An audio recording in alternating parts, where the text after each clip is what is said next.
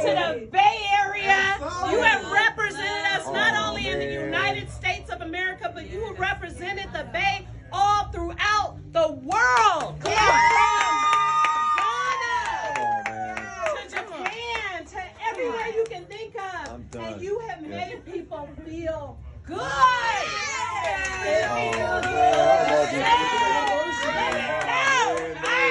ain't finished. So on behalf of the city and county of San Francisco, it is officially Toni.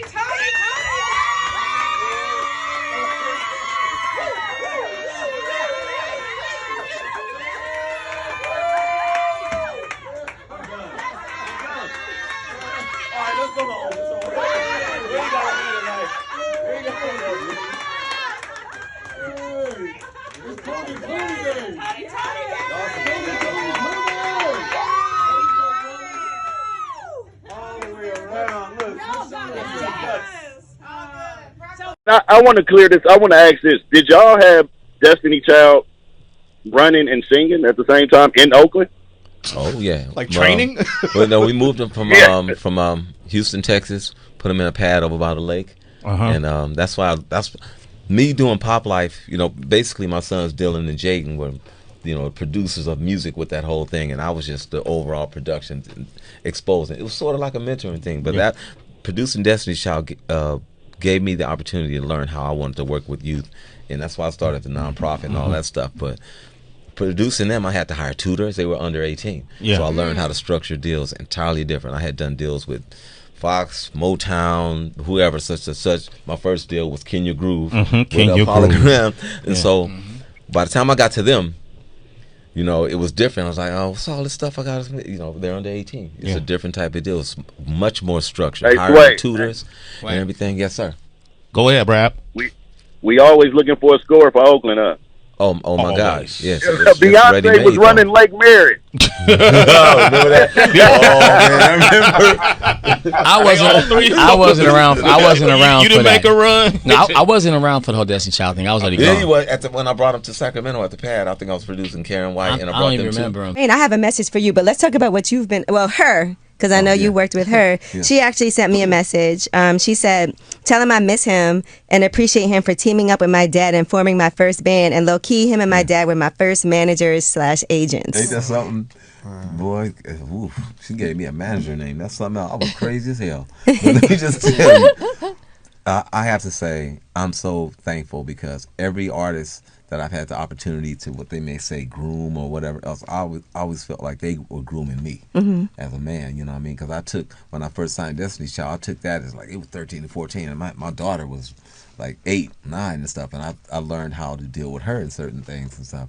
And then when I got to working with her and then Zendaya and Kehlani and all that, via my sons Dylan and Jaden, producing music, you know, I was just trying to keep my kids around the right energy and all that. And all of a sudden, they became this super group right before my eyes, and I was exposing them. So if I go meet with Santana, I want you guys to see how things work out, how it really works out. Or Alicia Keys, you see behind the scenes stuff. So her now, I mean, they're my role models. I look at them, and they keeping me focused. That's dope. I see what she's doing. Like I always said, hey, follow your passion. You'll never work a day in your life, and that it's all about performing live. And when I see her working, I was like, that's what I'm talking about. I welcome you guys back on here. If you're new, consider subscribing, liking, and also share this video. So Raphael Wiggins, a founding member of the hit-making R&B trio that is Toni, and Toné, died on Friday as a result of struggling with health-related issues in his home that is in Oakland, California. He was 64 years old. His family came out and confirmed the news in an Instagram post, writing with broken hearts.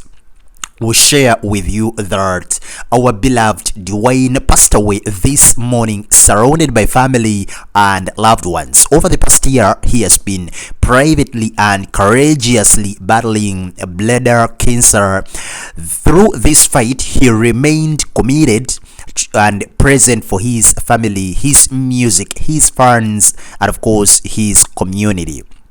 This was a legend, a man who was really very much talented, and of course he was born on February 14th 1961, a guitarist and of course a multi-instrumentalist. And of course Wiggins started the Toni tone in 1986 with his young brother Raphael Saddiq, commonly known as Charles, and of course even with Charles Ray Wiggins and their cousin Timothy Christian in Oakland. He melded styles including R&B, soul, funk, and soul and gospel, and of course they rode the new jack swing wave of the early 90s. And of course he had actually 3 top 10 hits with Feels Good in 1990 and If I Had No Loot, an anniversary that was released in 1993.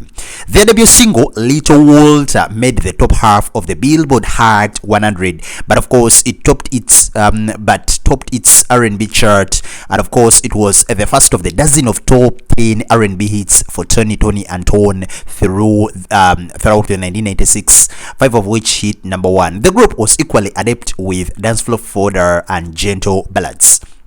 So he's passing on. Actually, early on they had announced that he was in the hospital just I think a day or 2 days ago, and the family requested for prayers, but of course unfortunately the legend did not survive. We are sending our deepest condolences to the family, the friends, the fans, and everyone who was close to the legend that is Dwayne Wiggins. Rest in power, the king.